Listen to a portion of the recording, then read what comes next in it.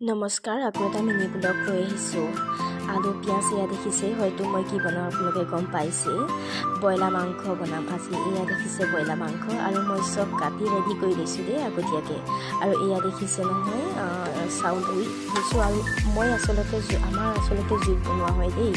আৰু এয়া পূৰা গৰম পানী দেখিছেনে, আৰু এয়া পানীত পূৰা দি দিলোঁ ভাতত দেই। আৰু জলদি একদম পূৰা হৈ যাব, মানে গৰম পানী ব্যৱহাৰ কৰোঁ আমি যিহেতু ভাততো। আৰু এয়া দেখিছে মই গেছটো জ্বলালোঁ আৰু কুকাৰটোৱে পাতি দিম। মই লাহেকৈ এয়া কুকাৰটো পাতি দিয়া হৈ গ'ল।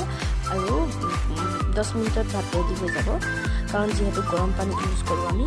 আৰু এইফালে কেৰাহীখন পাতি ল'লোঁ, জুই একদম পূৰা দি ল'লোঁ। আৰু এয়া পিঁয়াজ হালধি একদম পূৰা ভাজি দি আছোঁ দেই, অলপ ভাজি কৰি। আৰু এয়া মাংসটো দি দিলোঁ, আৰু এয়া নিমখ দি দিছোঁ। আৰু মই অলপ লৰাই দিম লাহেকৈ। আদা নহৰুৰ লগতে দি দিয়া হ'ল। আৰু মই পূৰা লৰাই আছোঁ। ব্ৰইলাৰ মাংসটো যিমানেই লোৱা হয় সিমানেই ব্ৰইলাৰটো ভাজি যায় আচলতে, ইমান লৰাব নালাগে। ছাগলী মাংস কিবা মাংস হ'লে লৰালে একো নহয়, কাৰণ ব্ৰইলাৰ মাংসটো লৰালে কিন্তু ভাজি যায় দেই, বেছিকৈ লৰাব নালাগে।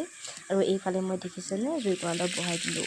আৰু মাংসটো ভাজি কৰি লোৱাৰ পিছতে মই আলু গুটিখিনি দিছোঁ দেই, অলপ মানে দেৰিকৈ দিছোঁ। এইফালে আকৌ মই খৰিকুৱা বহাই দিলোঁ দেই, কাৰণ সোনকালে সিজিব মাংসটো। আৰু এয়া দেখিছে ঢাকোনটো দি দিয়া হ'ল। আৰু এইফালে আকৌ পানী অলপ দি দিলোঁ, কাৰণ যিহেতু মাংসটো লাগি ধৰিব। আমাৰ আচলতে শুকানকৈ খাব নোৱাৰে দেই আমাৰ দেউতাই, সেইবাবে আমি অলপ পানী দিওঁ, কাৰণ যিহেতু শুকানকৈ আমাৰ খাব নোৱাৰে। আৰু এইফালে আকৌ শাক ৰেডি হৈ গ'ল।